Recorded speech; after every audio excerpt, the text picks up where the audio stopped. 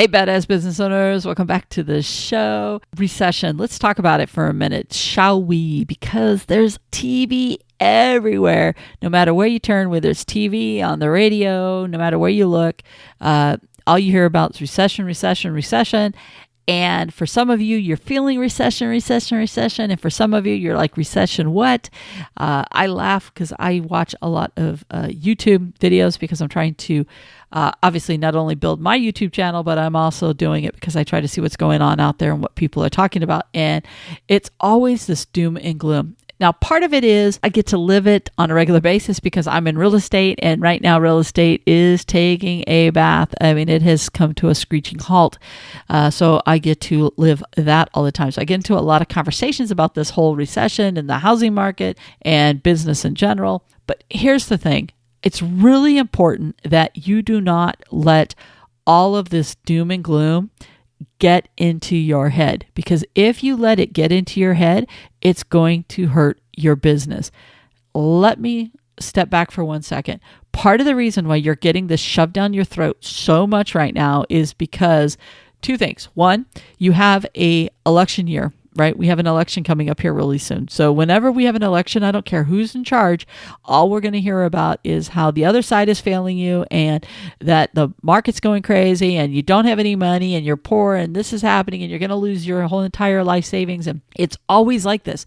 And if you don't believe me, just pay attention every 2 years, and presidential years are even worse.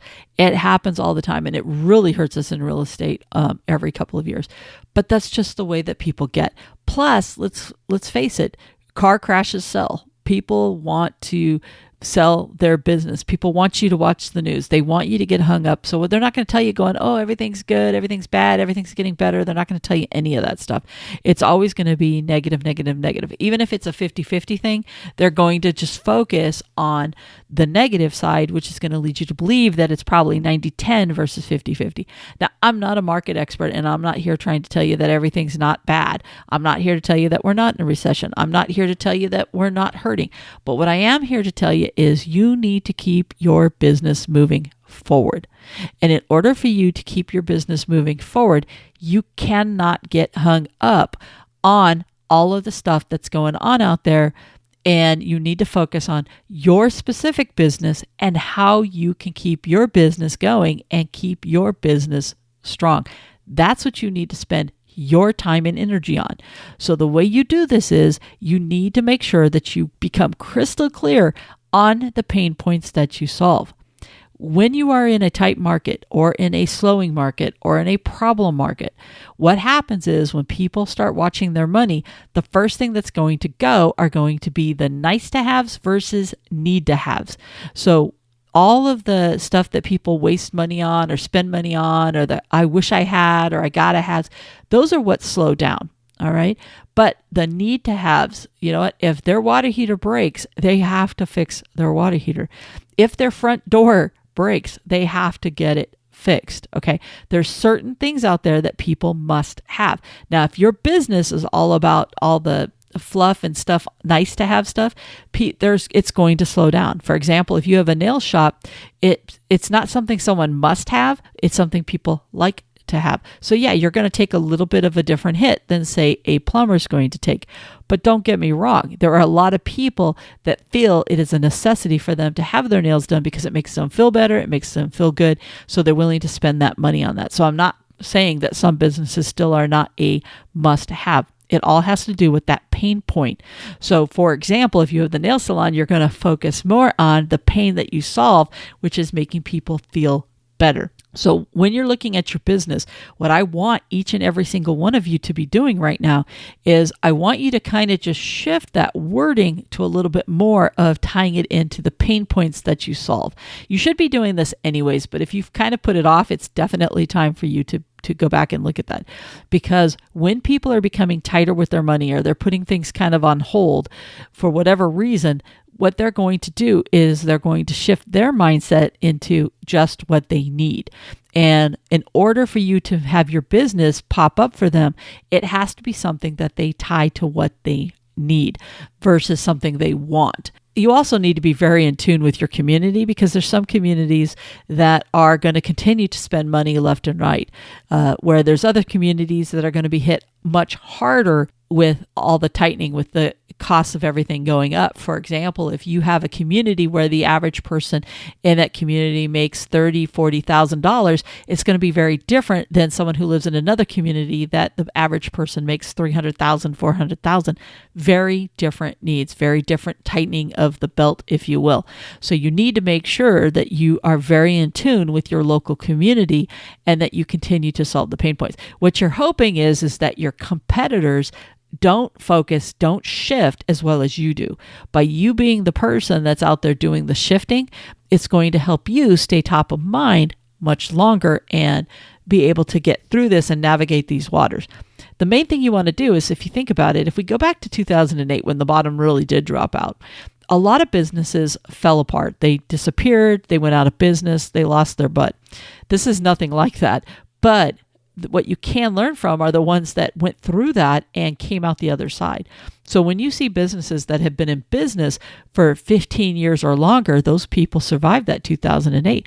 And what they're probably going to tell you is that they had cash on hand, they pivoted their business. So for example, if you had a plumber that did, and I'll just keep using them as an example today, if you had a plumber that did remodels, remodeled kitchens, remodeled bathrooms, that's what's going to go away. But what becomes tried and true are going to be the fact that the leaky faucets, the leaking toilets, the leaking water heaters, those are going to always stay popular because people need to fix those things. They don't necessarily need to do the bathroom remodel today. They can do that in the future when things start to feel better. So think about your business and put things into categories. What are things that just make people feel better versus what they must have versus what they need to have? And even if it's something like a pool person, someone who does pools, some people are going to say, you know what, I need to tighten up. I'm going to take care of my pool myself. But yet there are other customers that do not have the ability, time, or skill to be able to do that. Those people become more of your focus versus the people that are just willing to say, hey, I just don't want to deal with this, so I'm gonna let somebody else do it for me. Those are two different customers. They're all going to do it a little bit differently. The biggest thing I need you to do when it comes to this whole recession thing, and part of the reason I wanted to talk about it, is because of having conversations with people where people are already throwing their hands up and going, oh, this sucks. I can't get any business. People aren't spending money on it. Look, half of the battle is going to be what you're telling yourself. If you throw your hands up and start saying my business is toast because of the economy and because of the recession and because of all these things happening, you need to stop that part first and foremost. Second is you need to ask yourself, is that coming from the actual true data that you're seeing, or is that coming from the fact that you keep reading and hearing and listening to all the doom and gloom? It's important that you pay attention to what you're feeding yourself in your mind as well. Don't get me wrong, this next year is going to be tough for a lot of people. But if you go back to even just COVID, what was interesting is there were some businesses that took a bath. They lost so much money because their business basically got shut down. And then there were other people that were doing very, very well because a lot of businesses shifted to their home. There's business owners I'm talking to right now that are suffering from post-COVID, which means that they did so much business during COVID that now they're not doing as much business, so they think that business is tanking. No, you're just going back to normal business. Because think about it, when people were at home and they were doing stuff around the houses, they called you a lot more often. People also were getting some checks for $600 or whatever the case may be, and they had money, so they were just spending it on these things they wanted to do around their house. So don't confuse the fact that you're not as busy as you were during COVID with the fact that the market's tanking. It could just be that people just don't have that money that they had back then, and they're not at home. When people went back to work, they're not sitting at home. So they're not staring at their backyard. They're not staring at those repairs that need to get done. Therefore, it's not top of mind awareness. So therefore, they're not needing your services like they did before. So don't confuse the two. Is it just a normal market for you? Is it something that, you had a ride because of COVID and now you don't? There's a lot of different things that are out there. It's really interesting because every business is unique and every business is suffering in a different way, some more than others. Some just think they're suffering and they're really not suffering. There's people out there that have never had to work for their business. Like even in real estate, yes, it is nothing like it was last year. Last year, things were flying off the shelf. This year, it is very slow. But what it does expose is if somebody became an agent when things were flying off the shelf, they don't know how to list a house. They don't know how to help buyers. They don't know how to go out and find people. The interest rates getting to 5-6%. Back in the day, they were that 5-6%. It was a normal market. So today, if you don't know how to do what it is that you do, yeah, business is going to be a lot tougher because you're having to learn how to do it in a normal market. For some of you with your business, it's the same thing. You probably took off in your business when you were first starting it or your first couple of years and the market was really strong for whatever it is that you did. And now you're in a more normal, quote unquote, normal market for your business. And it's not as easy. You don't have business coming to you left and right because you never had to learn how to run a better business. You just had to show up. People were calling, your phone was blowing up, and you never had to learn how to run that business.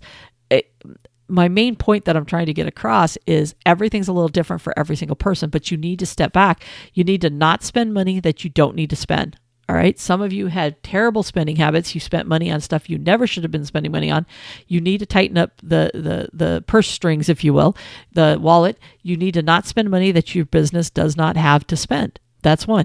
Two, you need to save up in case the market does get worse. You need to have cash on hand in order to run your business. For some of you, you need to learn your business numbers because you don't even know what money's coming in and out of your business.